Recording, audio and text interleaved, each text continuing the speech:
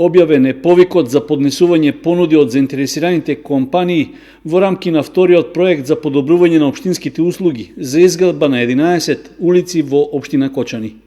Според договорот што во август годинава го потпиша градоначалникот Николчо Илиев со Министерството за финансии, одобрени се средства во висина од околу 700.000 евра од Меѓународната банка за обнова и развој од компонентата општински инвестиции. Со овие пари ќе се асфалтираат 6 улици во Кочани и уште 5 во населените места.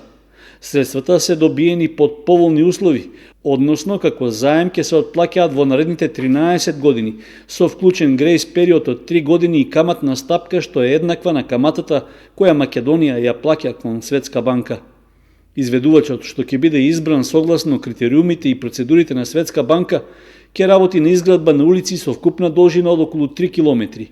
Тоа се улиците Кирил и Методий, Скопска 560, Стефка Тасева со Скоевска и 555, Петар Синадинов и Искра во Кочани.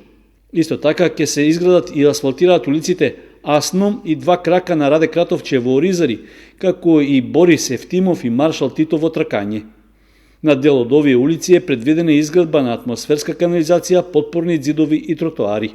Од локалната самоуправа истакнуваат дека изградбата на 11 улици е сериозно подобрување на патната инфраструктура во нашата општина. Јавниот повик за избор на изведувач на градежните работи е објавен во печатените медиуми на веб страницата на општина Кочани и во Бирото за јавни набавки.